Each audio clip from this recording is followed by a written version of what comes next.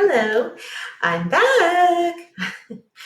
I was talking to someone today about the idea that it is great that we have all of these explicit um, texts that we can give to children and read to children about history and events that we need to learn from, like slavery and the Holocaust. And I also don't want to leave out the idea that sometimes it's just important to have everyone, diverse populations in everyday books. Because when you're learning about something and all you see are characters that don't look like you aren't going to be able to imagine yourself doing or saying whatever that book is trying to teach you, whatever the moral of that story is.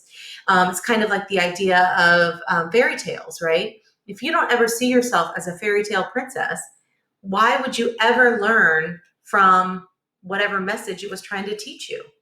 So I really love this book. This is one of the books I unboxed the other day, and it's called What Does It Mean to Be Kind? Um, and it's written by Rana de Orio, and it is one of those books that teaches you how to be kind and makes sure that it has a bunch of different kids represented. So I hope you enjoy. What does it mean to be kind? And I would like to say also, just as a side note, if anyone really is listening to these and kids and such are listening to these read alouds, normally when I would do a read aloud in my classroom, I like to stop and pause, and I like to model the type of thinking that goes on as I'm reading this book to the children. But it's not as conducive in this format, right? It's just not possible. So if you ever were listening to these and you have discussion questions or you're interested, please feel free to put them down, because I would love to have meaningful conversations after every one of these read alouds. But sometimes it's just important enough to get these read alouds out there. So, what does it mean to be kind? What does it mean to be kind? Does it mean being a type or a category? No. Does it mean paying with something other than money? No. Does it mean being sort of something? No.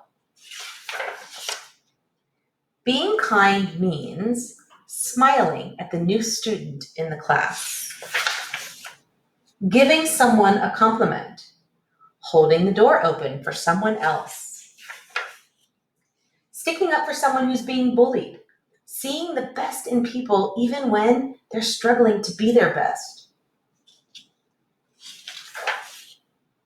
forgiving someone who has hurt you, helping an injured or lost animal, being patient when you are in a hurry, saying please, thank you, you're welcome, I'm sorry, celebrating differences in others, encouraging someone who needs support, picking up trash that isn't yours, allowing yourself to make and learn from your mistakes, noticing when someone is sad and taking the time to understand why, caring for those less fortunate than you are. Being kind means having the courage to treat others the way you like to be treated. So, show your friends what it means to be kind and spread the word. If we can all be kind to each other and to ourselves, our world will be more loving, caring, and harmonious. That's nice. As I was reading this, I was thinking to myself, children need to be explicitly taught behavior. They need to see it happen in action. You need to model it, which is why I think there's such uproar over the way people in our government, certain people, are behaving, because they're modeling the type of behavior that they should see in their own citizens, and yet it's not really the type of behavior that I want to see my kids behaving, right? And then also I think that children, when they see it and maybe they see the fear that comes from it, they don't want to be on the opposite end of that. They don't want to be scared. So they're immediately going to, unfortunately, try to veer towards the side of safety. I also think it's important that children be told what it looks like, because then they can know that's what kindness looks like. When you're doing that for me, you're being kind, right? When someone feels badly and another person is trying to help them through that bad time, that's kindness. Name it. Tell a child that, because then they start to understand, oh, that's kindness. I need to be kind. Because I think that like the school I belong to or that I work at, our things are safe, kind, personal, best, right? And everything's safe, kind, personal, best, safe, kind, personal, best. But when you don't explicitly say, this is safe, this is what safety looks like, this is kind, this is what kindness looks like, right? This is what your personal best would look like, this is what I'm looking for, then kids aren't really going to understand it, or it's just going to be a bunch of words, right? I know I wasn't kind. Well, can you talk to me about what wasn't kind? What could have been a better solution that would have shown kindness? I can't imagine, no matter what side of the aisle you are on, or what your religion is, or your race, or your culture, I can't imagine that you aren't at the heart of it seeing kindness or wanting to see kindness.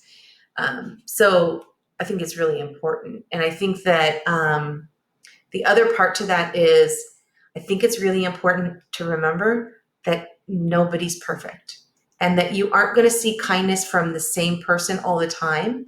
We need to accept that not everybody's going to be kind, and that it doesn't make them an unkind person. It makes maybe the act of what they did unkind, and that you can change your behavior. You can make it better by saying, I'm sorry, and this is how I'm going to make it better to you.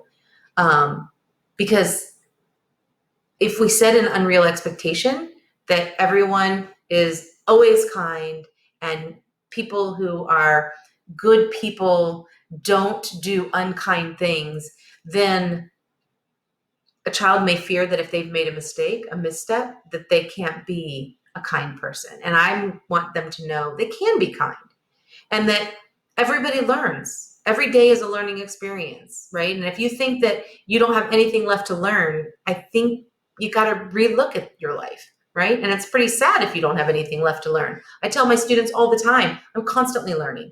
I'm constantly making mistakes and needing to be a better person. And I'm trying not to get down about it.